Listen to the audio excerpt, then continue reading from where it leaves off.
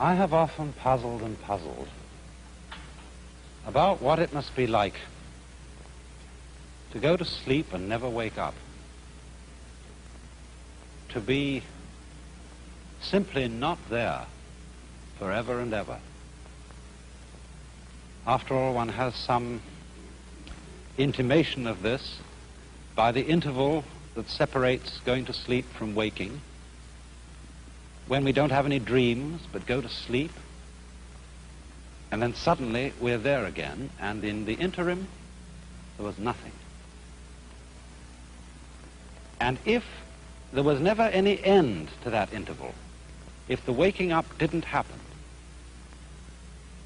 that's such a curious thought. And yet, you know, I believe that although that's rather gloomy kind of consideration, I've found that's one of the most creative thoughts I ever thought in my life. And I keep going back to it. You know, it's in line with a lot of the very fundamental questions that children ask. When they say, "Mummy, who would I have been if you had married someone else?" These are the kind of questions that make us puzzle profoundly about our existence. And one of the reasons why I think thinking about not being, about total non-existence, is so creative, is that in comparison with that thought, the fact that we are seems kind of queer, incredibly odd. But you know, in the Western world, I suppose we have two dominant ideas about what happens to us when we die. There's the old-fashioned idea that after we die, we go to another world. I say old-fashioned, not to say it's out of date. We don't know what the answer to this is. But that's the traditional answer of the Western world. When you die, you go to another life. Maybe heaven, maybe purgatory, maybe hell, who knows? I think nowadays, though, the more general idea, the more plausible idea to many people, is that when we die, we just cease to be. That's all there is to it. But we're inclined, I think, to have in our minds a picture of this, which indeed is depressing, of being shut up in the dark for always and always and always, to be kind of buried alive in a blackness, where we are blind, deaf, and dumb, but somehow still conscious. But in the Eastern world, there are different ideas of this. The major Eastern idea is what is generally known as reincarnation, of going through life after life after life in an endless series, a process that is represented in this Japanese print of the Wheel of Life, the Buddhist Wheel of Life. This painting was lent to me by Mr. and Mrs. Imamura of Berkeley in California. He used to be the priest of the Berkeley Buddhist Church. And it shows the wheel of stages of existence through which beings pass, clutched by the great demon of impermanence. This is rather an unusual representation of the Wheel of Life. Perhaps some of you have seen these before. They usually have 6 divisions in the central part of the wheel here, and this one happens to have 5, and it's the Chinese-Japanese version of the Buddhist Wheel of Life, whereas I think prints in books, I know there was one some years ago in Life magazine, usually show the Tibetan version. But what we have here, and I think what I'll do, is I'll explain to begin with the popular interpretation of it, and then go on to see what more philosophical Buddhists think of it in a deeper way. These then are the 5 or sometimes 6 realms of existence through which, as I said, beings pass through their various lives. We could start here, for example. This is the human world. And then next to this is the world of the devas. D-E-V-A, which we would translate into English as angel. Then this is the world of the animals. This is the world that is sometimes called the hells, only that's not quite a correct term for it. It should be called the world of the purgatories, because in this scheme of the universe, there is no everlasting state. There is no everlasting heaven and there is no everlasting hell. The demon of impermanence clutches the whole thing, and they all terminate. Next to the hells, there is the realm of what are called pretas, P-R-E-T-A. They are frustrated spirits, sometimes shown with very large stomachs and very tiny mouths, enormous appetite, but very small means of satisfying it. And the idea is, you see, that in the course of his development, the individual goes through life after life. If he does well, he ascends towards the heavens. If he does ill, he descends to the hells. Or he may fall from the human state to the animal state, or fall from the human state to the state of the ghosts. But the point that has to be remembered in the Buddhist idea of transmigration or reincarnation is that you can never stop anywhere. You may ascend to heaven, but what goes up must eventually come down. You may descend to hell, but what goes down must eventually come up. And so one goes on, moving through these various worlds until, in Buddhist ideas, you become sufficiently awakened to become a Buddha, one who is released from the wheel, and who does not fall anymore into the sequence of rebirths, but enters the eternal state of nirvana. Now, if you will look closer again, you will see that there are a number of figures round the outside of the wheel. And these represent what is called the 12-fold chain of dependent origination. That is to say, they are a series of links which form what might be called the sequence of life. They are, as it were, a schematic diagram of the force or the process that keeps this wheel rotating. And the chain starts with a demon down at the bottom here who represents ignorance, or perhaps unconsciousness, the state of not knowing. Then next in order you'll see a potter's wheel, and this represents potentialities of life. Next comes a monkey, who represents consciousness. A man in a boat. For some reason, this represents the combination of name and form. Words bringing out shapes. Words identifying shapes and things in the world. Here comes sense consciousness, the five senses, a man's body with the senses exposed. And here comes contact, a pair of lovers. After this there comes perception. I am not quite sure what the symbol in this wheel is. It seems to show a man with a sword behind a screen and two women playing in front of the screen. The usual symbol you find here for perception is a man with an arrow in his eye, showing the pain involved in the perception of the world. The next in the link is desire. It shows a woman with twins. The next one here is called grasping, and that shows a man with a basket into which he is trying to get the fruits of life. And then as we come over round the wheel, we get a figure which means growth. I think this is one of the gods of prosperity. But it means growth, the fullness of life. Here is birth, a woman in parturition.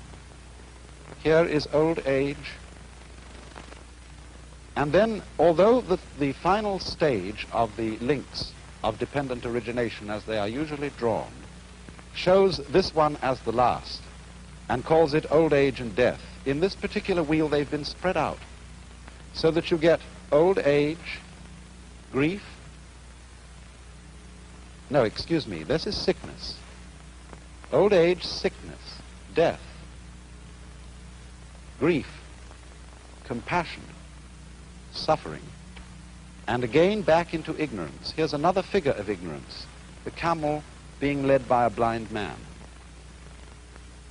Now, what I want you to notice particularly about this is that the chain represents what is called in Sanskrit the process of karma. I'm going to write that word because it's very fundamental to an understanding of this whole problem. Karma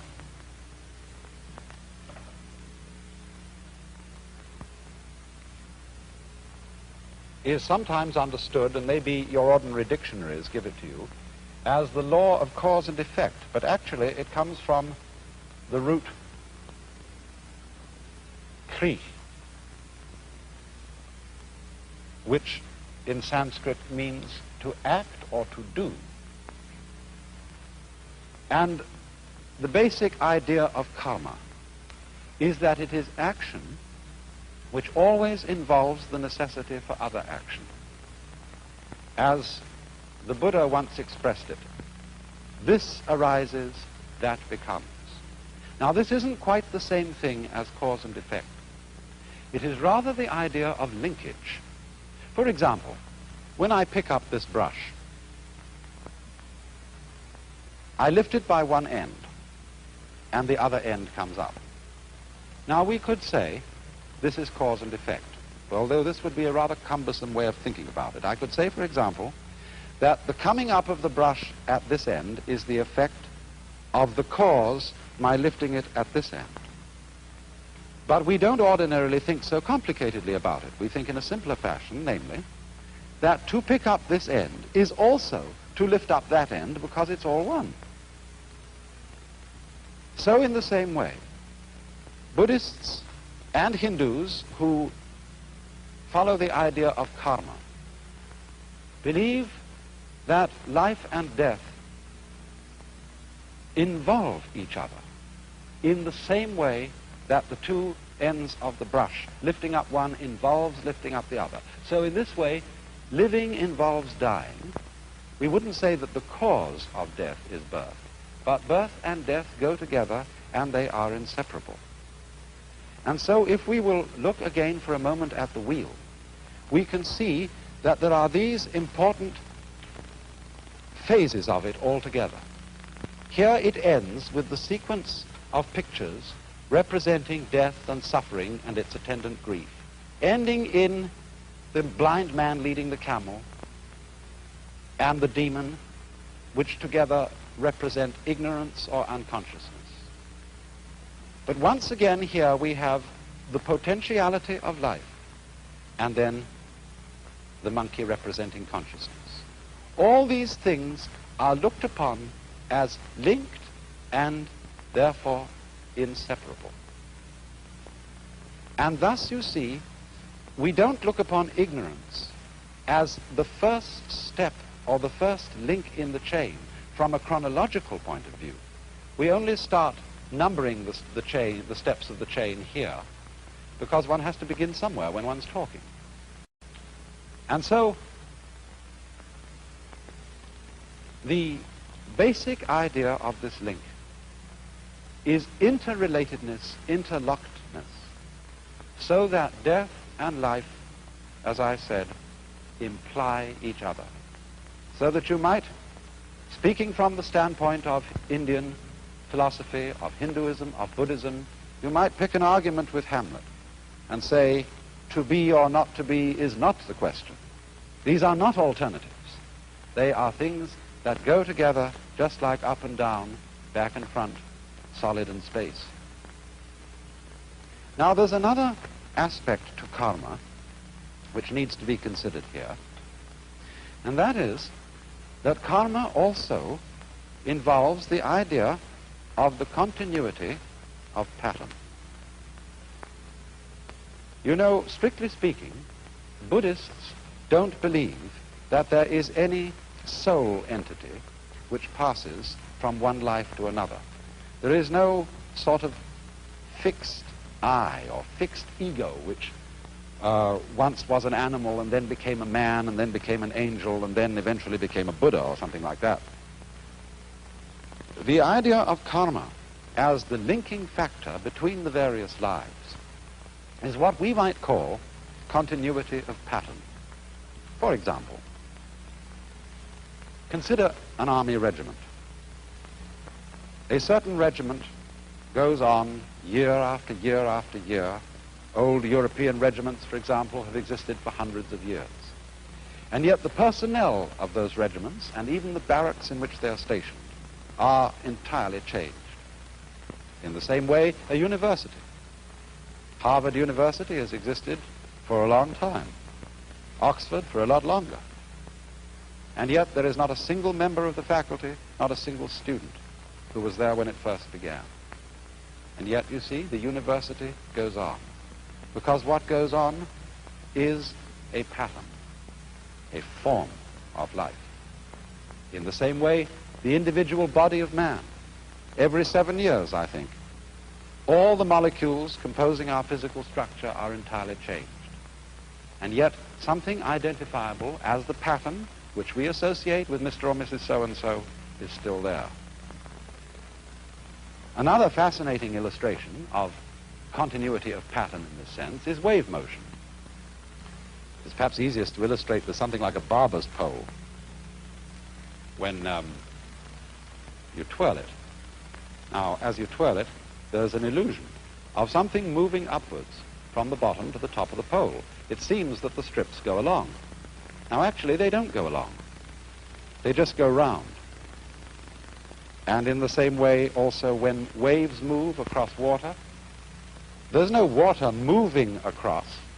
There is the wave pattern moving across. The water is just going up and down, as you can tell when you see, say, a dead leaf floating on the water's surface, and it isn't moved along by the waves. So this idea of continuity of pattern is the solution which Indian philosophy offers on the matter of the problem of death. The individual, as it were, entity is constantly changing.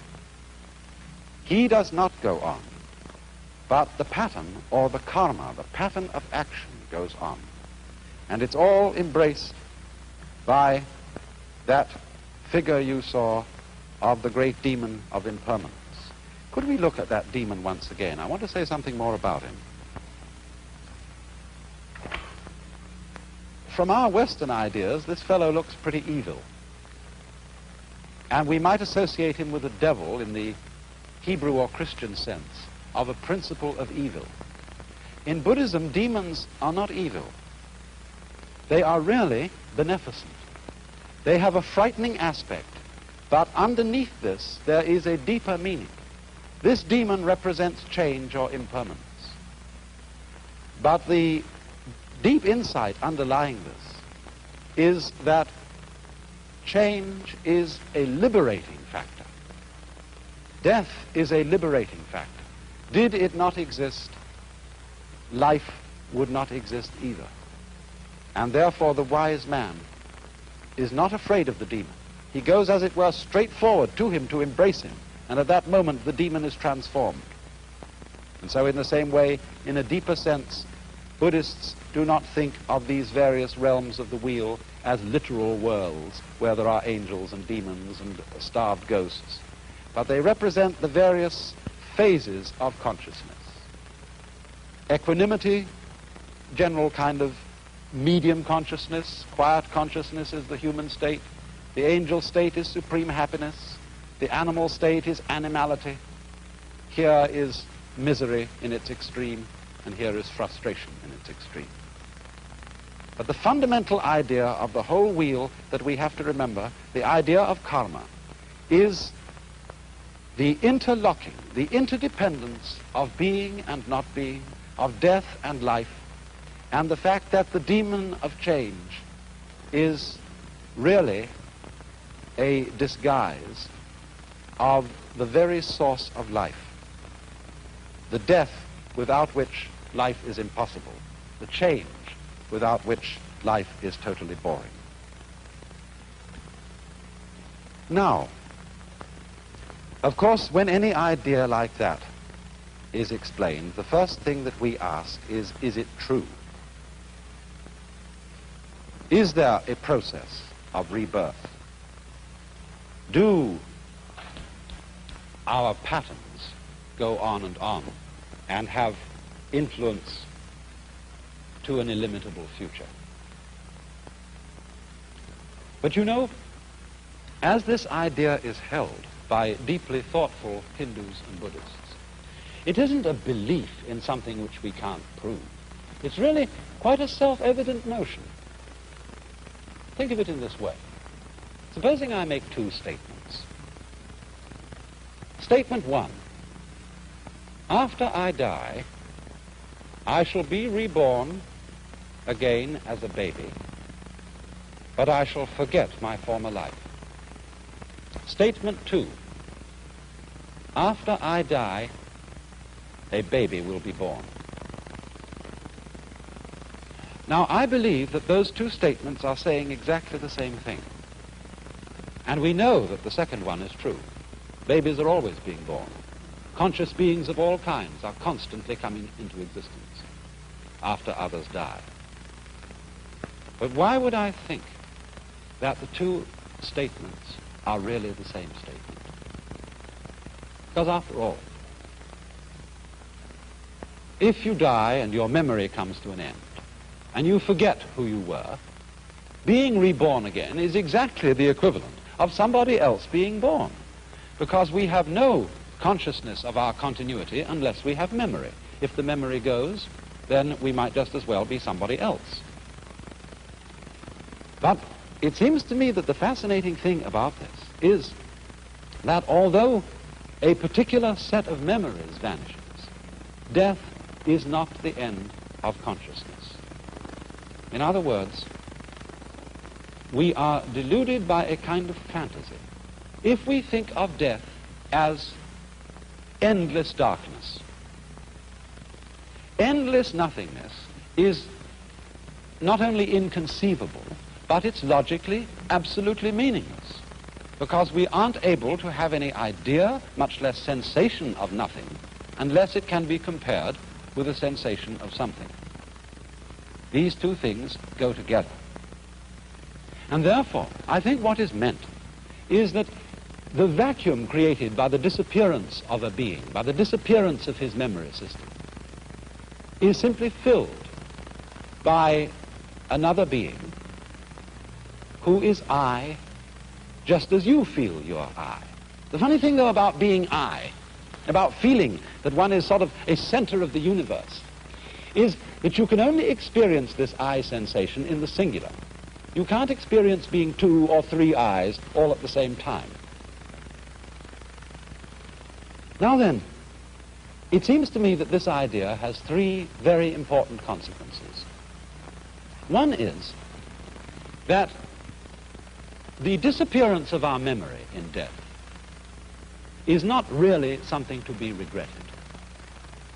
Of course, everybody wishes to hold forever to the memories and to the people and the situations that he particularly loves. But surely, if we think this through, is that what we actually want? Do we really want to have those we love, however greatly we love them, for always and always and always and always? Isn't it inconceivable that even in a very distant future, we wouldn't get tired of it?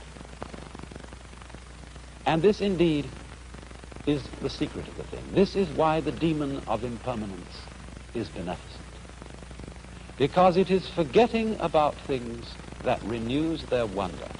Just think, when you opened your eyes on the world for the first time as a child, how brilliant colors were. What a jewel the sun was. What marvels the stars. How incredibly alive the trees were.